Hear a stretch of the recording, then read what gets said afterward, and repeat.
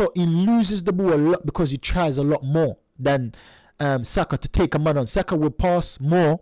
When he sees that there's no option to take a man on, he will lay the ball off and keep it moving.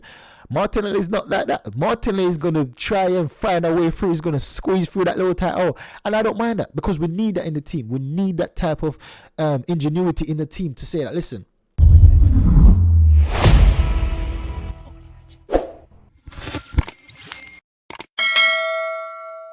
so we're going to get into some stats where I'm hopeful for the rest of the Premier League. I'm hopeful that we will win the Premier League, and I'm hopeful that we could potentially win the Champions League.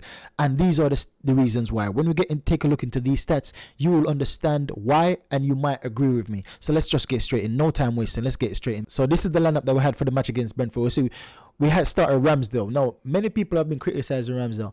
I'm not criticizing Ramsdale. I understand how he feels. I understand. Well, obviously, I can't directly understand. I'm not the first team player in this situation to know. Do you know what I mean? I've never been a professional footballer and to be substituted and to be my place being taken away. But I can understand. I can sympathize on how he may feel. But Ramsdale had a shaky match. Now, the media straight away after the match started this. They're waiting for a headline. They're waiting for a headline that involves Raya and involves Arteta and involves Ramsdale. So you see, they go straight in like a wolf for sheep. But Arteta, being the astute manager is, the brilliant, Arteta knows exactly what's going to happen before it happened already. He knows them. He knows exactly what they're going to come with. So he was prepared. What did he say? They try to say that, listen, how do you think Ramsdale played? Do you think his performances or is the mistakes he made, was it down to him not being in the team? Well, the team played well, the team performed well, so that's basically his answer. They tried to get him to focus on Ramsdale, whether a good answer or a bad answer, then they're going to spin that. So if Arteta said something good about Ramsdale, they're going to spin it. If he said something bad, that's an easy spin. So he tried to focus on the team. When they bring up Ramsdale's name, he focuses on the team. And I don't wrong him. I don't blame this guy, because it's because it's the media. Ramsdale is English, and it's the English media. So they're going to try to put pressure on Arteta to say something, or to, do you know what I mean, to start something. And Arteta try not to give them this storyline or headline. So Ramsdale had a shaky match, but for me, it didn't do that bad, considering he's lacking confidence. So you expect that. Raya himself makes some mistakes sometimes, and that's another thing. Hold on. That's another thing I was thinking about. Ramsdale makes mistakes. Media says, he's not been playing, and Arteta is blame. Arteta is to blame because he's the one that's having these two guys being competitive with each other, and it's not good for them being keeper. Okay, fair enough. That's why Ramsdale isn't performing. Raya isn't performing. He's making mistakes. Same exact reason. It's not good for these keeper to know they're not the number one. This is why they're making errors. This is why they're making mistakes. Then I start to think, okay. You have 1% of a point to me, right? To me, I don't know about anyone else, but to me. Then I start to think about Onana. Now look at this now. Man United got rid of De Gea because they wanted this guy as their number one. No competition, but this guy's playing like I don't know what he's playing like I don't even know, because some people say that he's playing like a midfielding goal, having a midfielder, being disguised as a keeper, putting on glove and acting like he's a keeper because he wants a game in the team, so he's acting like he's a keeper. So this guy is under no pressure whatsoever, and he's performing like this, and no one's blaming Ten Hag, saying why did Ten Hag buy him? And this is the thing that you criticize Arteta, saying that he's creating a toxic atmosphere because two good keepers are challenging each other, and sometimes that's what's leading to their individual mistakes. But when it comes on to Onana, like, Onana is having a nightmare, he's having a bad start to life at Man United and this and that, can Ten Hag get the best out of him? But hold on, this is Raya's first season at Arsenal, right? Now, Onana is coming from Ajax, a Champions League team, a very, very good Champions League team. Right, he's coming from Brentford. So give the guy some time to bed in. Ramsdale, in a similar situation, I understand that, yes, he's lacking confidence because he's lost his place. So he's bound to play and make some mistakes. And even before he lost his place last season, Ramsdale was making bare mistakes. A lot of mistakes. No one was talking about that. Right? Yes, they were. Silly me. They were. Guess who? They were blaming Arteta. Why is Arteta trying to get him to change the way he plays? Why is Arteta doing this? Why is Arteta doing that? And I'm going to always defend my manager. I don't care what no one says. I'm going to always defend my manager because most of the time I see exactly what he's doing. Once again, for you guys that has no vision, you will not understand. So I get your frustration. I get your criticism because you have no vision. But for a manager like Arteta, you can't be looking at the surface with him. You have to be looking deep behind the skeletons. You have to be looking on the marrow, in the bone, to understand what this guy is doing. If you look on the skin, on the surface, you will not understand. And you will always get it wrong. Because this guy is a deep thinker. So you have to go deep to understand how he's thinking. So, for me, Arteta has done a good thing. Now, when it works out, or not if, when it works out, I hope these media guys and these influencers, the same energy you criticize with, I hope your apology will be on the same frequency. That's all I'm saying. Now, we see that Zinchenko had a rating of 8.5. Absolutely brilliant. One of the best man in the match. And I won't say man of the match for me. Perhaps he got man of the match for some, but not for me. But he had an absolutely brilliant match. 8.5, the best rating so far. Gabriel Magalhaes, 7.4. By the way, Aaron Ramsdale, we can see got a 6.7. One of the main things we also see in this team is Leandro Trossard with a 6.7 rating, starting in a left side attacking mid. And well, mostly he kept playing in the left centre mid role, not attacking most of the times. But this is it that I've been crying out for him to start that position, and it didn't meet my expectation, because my expectation is high of him in that position.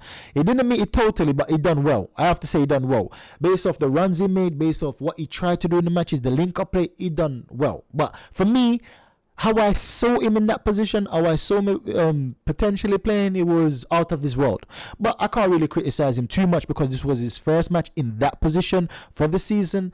And you're playing against Brentford, which is one of the best team in the league at the way they play. At low blocks, at defending, they're one of the best team in the league. You see how they played against City, how they basically, all of the top teams, they basically always perform brilliantly. So that's one of the surprises for me. And Gabriel Jesus coming back in the team, for me, he didn't have a good match. Bukayo Saka having a 7.9 rating, Odegaard 7.2, and it's absolutely brilliant to see Odegaard back to his best.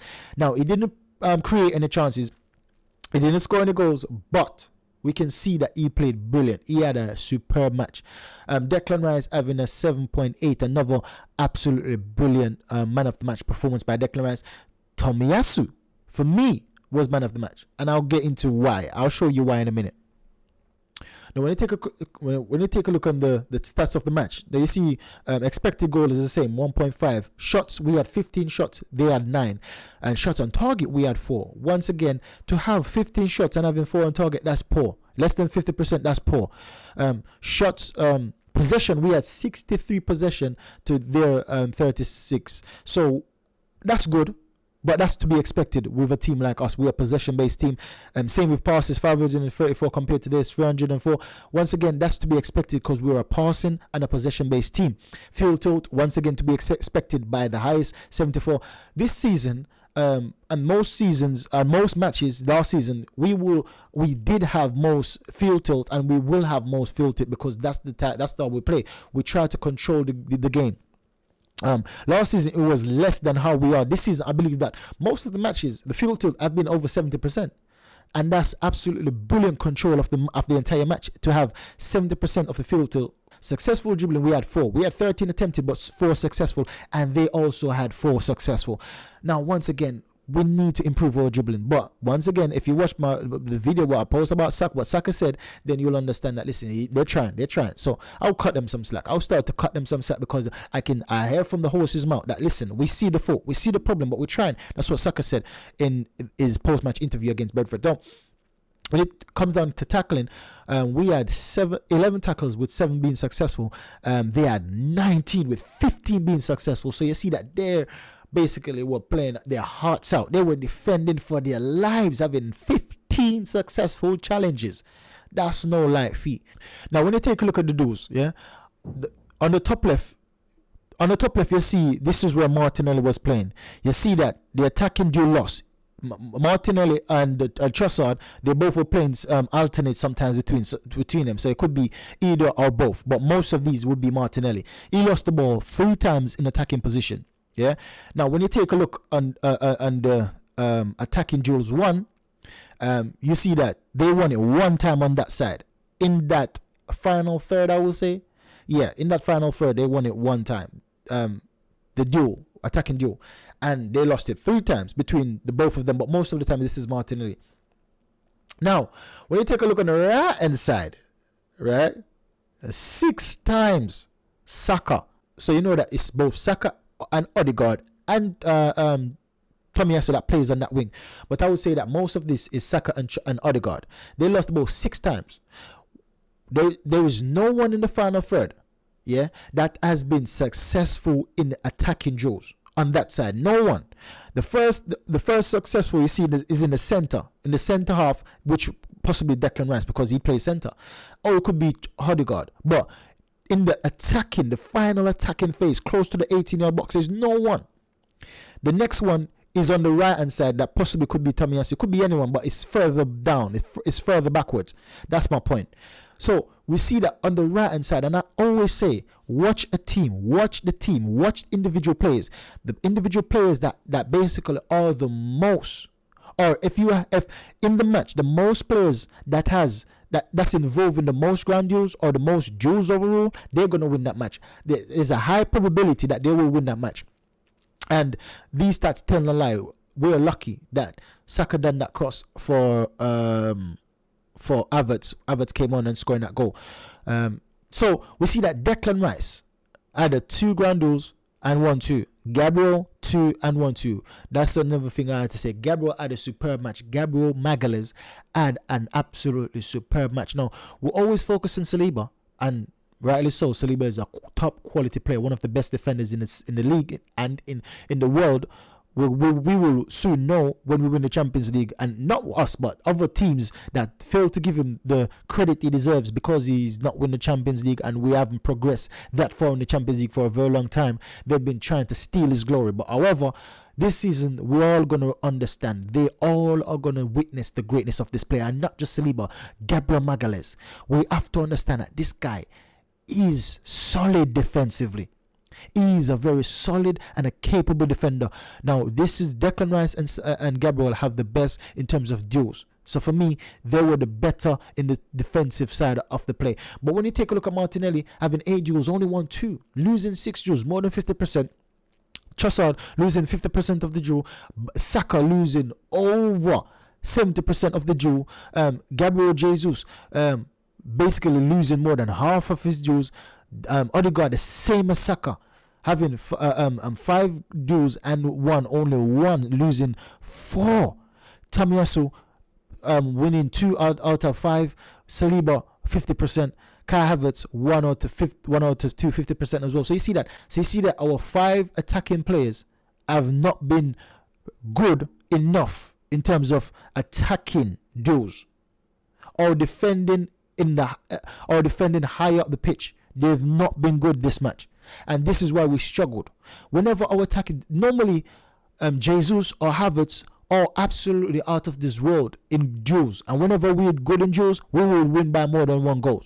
But whenever we're not, we struggle to win, and this is why we wait till so late to win this match, because we weren't winning the ball high up top. We weren't getting the ball back quick in turnovers. We weren't doing that enough, and we were losing it too much in the attacking phase. Now, as what Saka said, yes, that they figured out our Arsenal play and they're doubling up and tripling up, but we still need to find different ways and how to produce results. Even though we produce it today, going forward we need to have different avenues and how we can potentially play. Now, when you take a look at area duels, Gabriel Jesus had 4, lost 4. Nketiah had 2, lost 2, and Havertz had 1, won 1. Now, the reason why I'm highlighting these players, the first 2, Jesus and Nketiah, centre forwards, short, not good in the air. Havertz, tall, good in the air, scored the only goal of the match with an header. This is what I'm saying. When it comes down to the nitty-gritty, when it comes down to we need to an unconventional Arsenal goal, because our conventional style is to walk the ball in. But when it comes down to the match, is very tight. The opponents are squeezing us in. They're playing low blocks. We need, and that's why Arteta said that, listen, this is why we signed Havertz, for a situation like this. And we see that it's been proven because he scored the same type of goal in pre-season against Barcelona at the back post. Now, he's had lots of chances with headers and he missed it. Now, yes, he needs to improve his confidence, and I believe he did for this match. This is why he scored. Previous matches, he had the opportunity.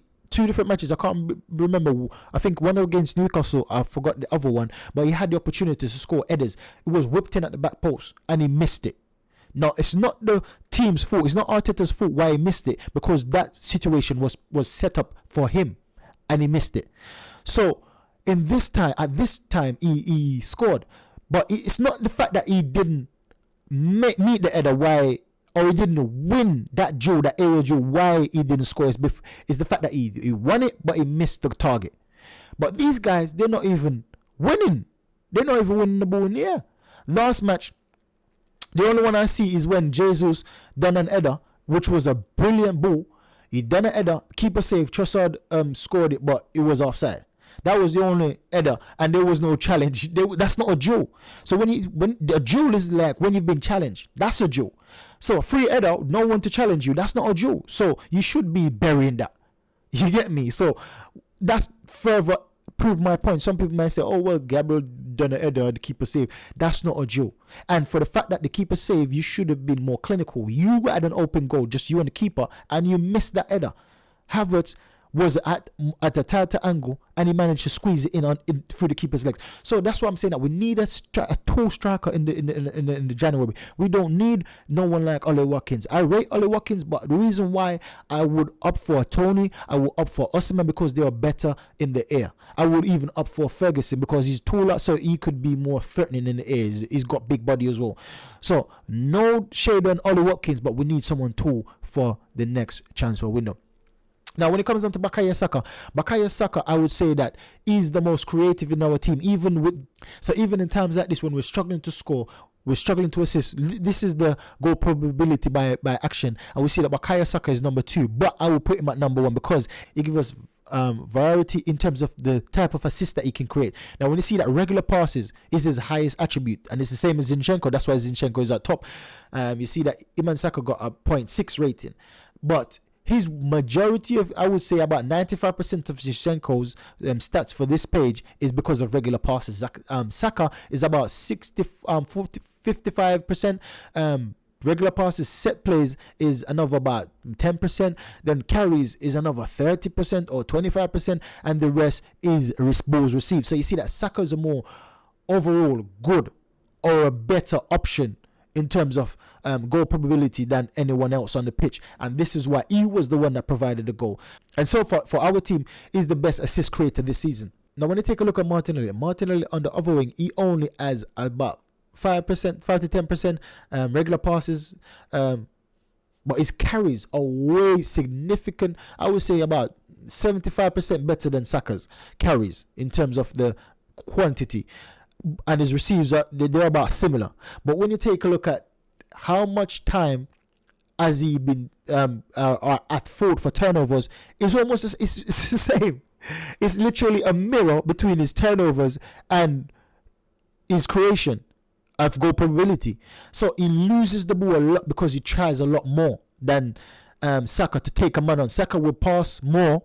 When he sees that there's no option to take a man on, he will lay the ball off and keep it moving.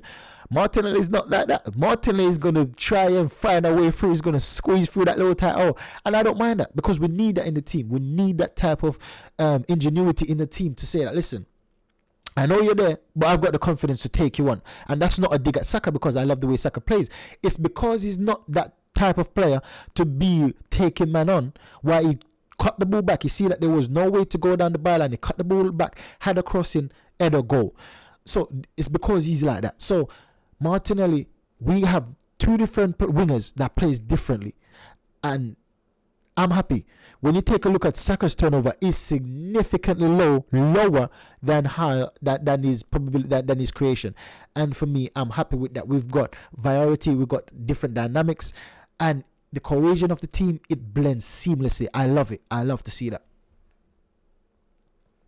Now, this is it that Saka has 5 assists this season, joined third, only behind Trippier and Neto. Neto having 7, Trippier having 6. So Saka has been I've been having a good season in terms of assists. But when you take a look at Maddison, you can see that how good Maddison is, because Maddison hasn't been playing in about 2-3 matches, and he's still at 5. He's still at number 3. You can see that he was potentially going for that number 1 spot in terms of assists, and this is why they've been underperforming Tottenham, because they've been missing Maddison more than anyone else, I believe. Now, this is it. When you take a look at goal and assist, Erling Haaland has 17, Mo Salah has 15, Saka has 9. So Saka is 6 behind Salah. But when you take an assist, we just take a look at the assists, and the assists are the same. So this comes down to the goal, right? So Saka only scoring 4 goals compared to Salah's 6. So this is what I was saying in the previous video, that Salah has more experience in terms of finding a way out of 2-3 players, marking him tight, marking him closely. He knows how to find a way to get goals. And he's more of a clinical finisher than Saka. So sometimes he will arrive in the box, 1 shot on goal, because he's more clinical. So Saka needs to develop his clinical edge, taking some shot outside the box like Iron Robin. You got that left foot, mate, to whip some back post. I see Elise done that on the weekend, and I was like, yes. Imagine Saka was whipping in goals like this. It will be unstoppable, because they don't know they don't know if he's gonna take a shot. They don't know if he's gonna cross. They don't know if he's gonna cut and go down the byline, because he's both-footed. He's left-footed, but he's good on his right as well. So Saka needs to develop. He's saying that he's trying to find a solution. Yeah, that's what he said after the post-match interview. He's trying to find a solution, because teams are figuring out how he plays on the team, and he's trying to find a solution out of these situations. So my solution for you, Saka, my advice is, mate, improve on your clinical finishing.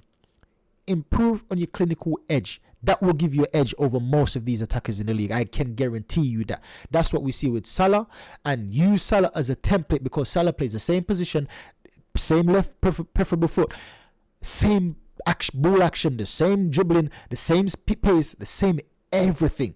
It's just that he's more clinical than you. So watch some videos on Saka and Salah, and maybe you'll improve and basically find a way to get out to those situations. Now, when you take this is why I said that I give Tomiyasu the man of the match. Tomiyasu was a hub. He was the main hub for our team. Now, let's start with Declan Rice. Declan Rice is in the middle of midfield, so you expect him to basically be the connector with everything and for everything. Yeah. So you see that Declan Rice passed to 10 different players in the match. Only one player Declan Rice didn't pass to. He didn't have a passing lane to, and that's Bukayo Saka. He passed to everyone else. But you would expect that from him, because he's the center. He's playing in the hub of our team. So you would expect that. And this is why he perhaps got man of the match, because he was everything. He was in everything. He was doing everything.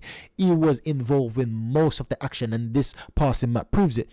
Now, when it comes into Zinchenko, we know Zinchenko for playing like this.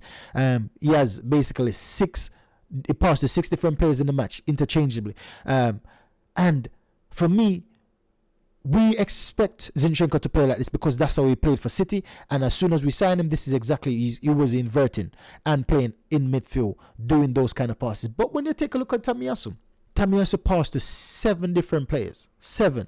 So the passing between Tomiyasu and Saka was 12 times. They passed to each other 12 times. The passing between Tomiyasu and Odegaard, 21 times.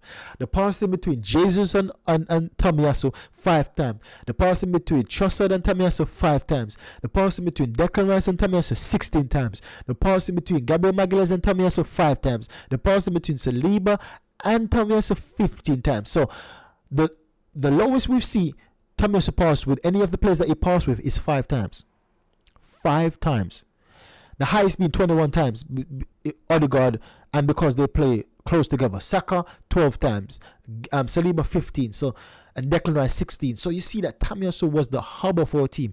Look at that passing map. Look how important he was in distributing the ball, in taking off the pressure from the defensive line, taking off pressure from Declan Rice, taking off pressure from Saka, and he was just everywhere, linking the play everywhere. And that's strange for a right-sided player, a right back at that. Whatever you want to call his position, an inverted right back, a wing back, whatever you want to call the position he was playing in that match. But for him to be in that position and being that heavily linked, you can see he's linked with Gabriel Magalhaes, which is the opposite of the pitch. He's linked with Trossard, which is in the opposite side of the pitch. So you can see that this guy was pivotal to us and the way we play. So we had 3 different hubs. And this is it that Arteta is trying to find different ways to open up different opponents. This match we had 3 hubs. Tomiyasu made the main one that hold the ball, carries the ball, distribute the ball. 3 hubs, and Tomiyasu was the surprise to me because I expected Zinchenko to be the most heavily, apart from Declan Rice. Zinchenko I would say next, and then probably Odegaard. But no, Tomiyasu is number 1 after Declan Rice, and I won't involve Declan Rice because that's his game. He should be that because he's in the center of the pitch. Now, when it comes down to Gabriel J, I didn't enjoy Gabriel J's performance, and this is another thing where our Arteta sets up his team where Trossard and Martinelli did not pass, not even one pass to Gabriel to Gabriel Jesus, not even one pass time they passed to him. Gabriel Jesus' pass came from Zinchenko, so you see this triangle here: Zinchenko, Tomiyasu, and Declan Rice. So you see that triangle between that midfield and trying to link it to Jesus. So Jesus was laying it off to his left hand side, which is Saka. One time I see done a first time pass to Saka and Odegaard. So you see that Saka and Odegaard passed to Gabriel J and he interchangeably passed to them, but Gabriel J did not pass to Martinelli or Trossard, and they in return didn't pass to him. And for me, that was a direct instruction. So these two, number 11 and number 19, Trossard and Martinelli, stick to their side. The only pass came from Odegaard passed to both Martinelli and Trossard, but apart from Odegaard, no one on the right, and Tomiyasu passed into Trossard, no one on the right hand side linked to them. So the left hand side stick to each other, the right hand side try to do something different. So once again, I'm telling you, this guy is a mathematician. Arteta, the way he sets up his team, you cannot understand, you cannot fathom it. You can only watch the stats afterwards to try to figure out what he done. So these are the reasons why I'm confident at our our title chart this season, because last season we weren't as developed in terms of the way we tried to play against different teams and grinding out results like this, winning 1-0, having the best defensive record in the league, being so basically brilliant defensively away in away matches, conceding 3 goals, one of them being basically a accidental goal by Modric scoring in Chelsea. The other one I would say was arguable or debatable, not a goal. For me, it was not a goal, the Newcastle goal.